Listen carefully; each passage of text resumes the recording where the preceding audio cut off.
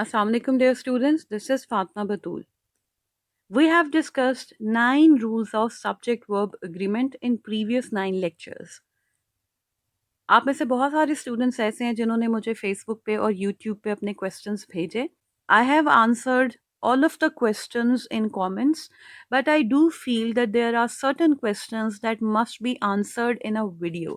So मैंने ये video बनाई है जिसका नाम है Did You Know?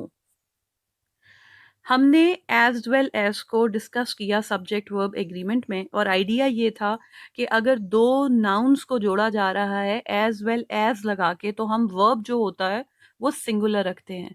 So Urdu as well as Persian is taught here. So हमने दो काम किए थे. एक तो हमने जो एज वेल एज वाला पोर्शन था उसको दो कॉमास के अंदर रखा था. दूसरी बात ये कि हमारा जो वर्ब लगा था उसने अग्री किया था हमारे उस नाउन के साथ जो कि एज वेल एज से पहले आ रहा था. सो एज वेल एज वैसे ही इस्तेमाल होता है जैसे नॉट ओनली बट ऑल्सो इस्तेमाल होता है. So as well as is a conjunction just like not only and but also. लेकिन नॉट ओनली बट ऑल्सो में हम क्या करते हैं कि नॉट ओनली बट ऑल्सो वाले पेयर के अंदर जिस पे स्ट्रेस देना होता है उसे हम बाद में लेकर आते हैं, जबकि एज वेल एज के अंदर जिस पे स्ट्रेस देना होता है उसे हम पहले लेकर आते हैं. ठीक है. सो अगर मैंने Urdu as well as Persian is taught here इसी को मैंने नॉट ओनली बट ऑल्सो का इस्तेमाल करके लिखना होता तो पहले मैं पर्शियन को लिखती और बाद में उर्दू को, क्योंकि मेरा स्ट्रेस होता उर्दू के ऊपर.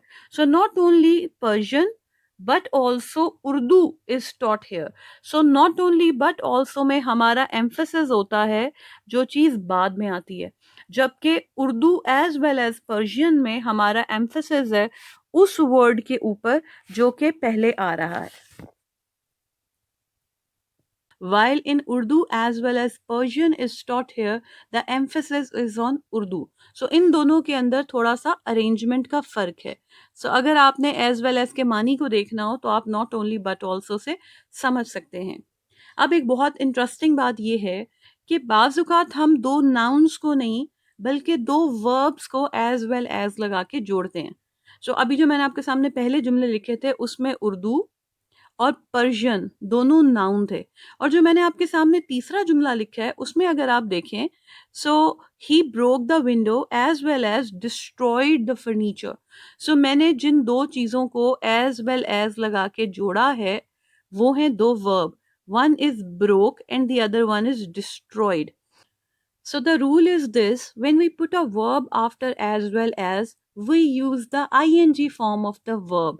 So हमने as well as के बाद जो verb लगाया है उसके साथ हम verb की third form नहीं लगाएंगे बल्कि हम ing लगाएंगे. ठीक है. Let me repeat myself. There are two verbs in our second sentence.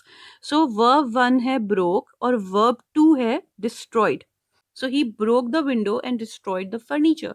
But in this example we are using as well as. So अगर हम as well as का इस्तेमाल कर रहे हैं तो जो हमारा second verb होगा उसकी ing form आएगी, which means he broke the window as well as destroying the furniture. I can understand that this looks very strange to non-native English readers and writers, but that's how English grammar is. Let's move to our next point. In day 9 correction, I wrote a sentence on the board. Many a students does not know her or his own good. When I wrote this sentence, I left there one thing intentionally. This S in students. So many a students does not know his or her own good. हमारे पास जब हम many a के इस्तेमाल की बात करते हैं तो हमारे पास तीन एक्सप्रेशन आते हैं. One is many a time. The other is many times, and the third one is many a times. Now there is a confusion कि इनमें से ठीक कौन सा है, इनमें से गलत कौन सा है और इनका इस्तेमाल कब किया जाता है. सो इनमें से दो ठीक हैं और एक गलत है.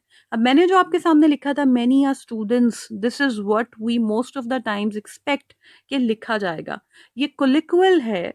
कोलिक्वल से मुराद ये है कि बातचीत में, रोज़मर्रा में, इनफॉर्मल जो हमारी कन्वर्सेशन है उसके अंदर हम many a times या many a students का इस्तेमाल कर सकते हैं. लेकिन अगर हम फॉर्मल सेटिंग में हैं और अगर हम राइटिंग कर रहे हैं तो हम मैनी आर स्टूडेंट्स या मैनी आर टाइम्स का इस्तेमाल नहीं करेंगे, बल्कि इसके बगैर बजाय हम इस्तेमाल करेंगे मैनी अ टाइम या मैनी टाइम्स का। और मैनी टाइम्स और मैनी अ टाइम इन दोनों का मानी जो है वो बिल्कुल सेम है, इसमें कोई फर्क नहीं है।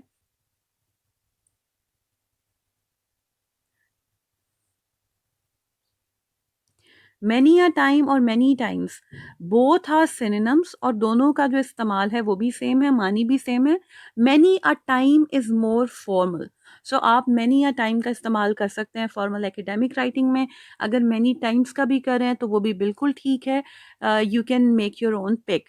सो many are students does not know his or her own good, इसमें आपकी करेक्शन ये होगी कि आप स्टूडेंट्स का एस जो है वो काट देंगे। So many are students is informal, many are student is formal.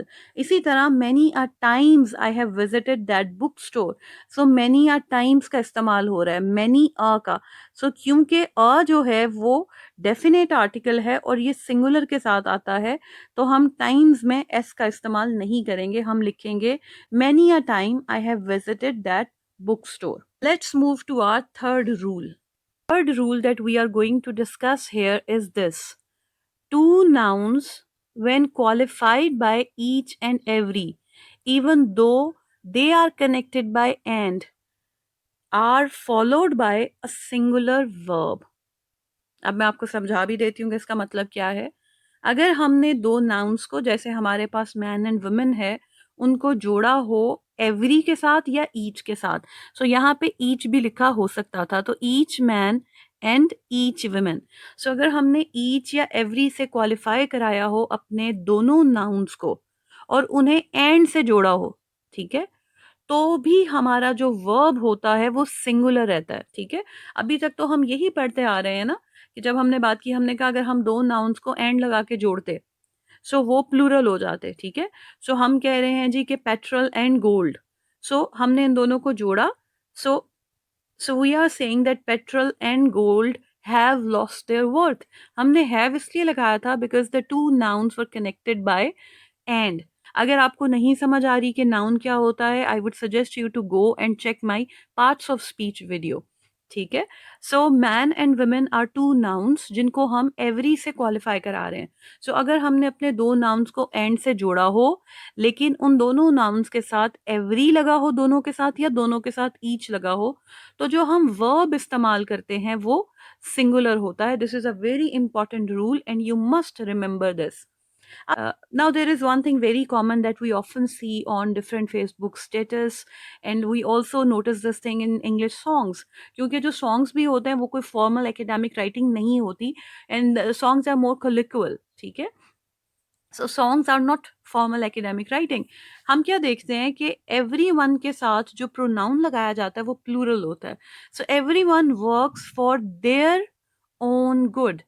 ये कुलिक्वल में इस्तेमाल होता है, ये इनफॉर्मल में इस्तेमाल होता है कि एवरीवन के साथ जो कि सिंगुलर है हम एक प्लूरल लगा देते हैं क्योंकि इसके अंदर सब शामिल होते हैं। सो देयर से मुराद है कि इसमें हिज और हर दोनों आ गए। ये कोलिक्वल में करेक्ट हो सकता है लेकिन फॉर्मल एकेडमिक राइटिंग में this is a mistake. Let's move to our last rule for today.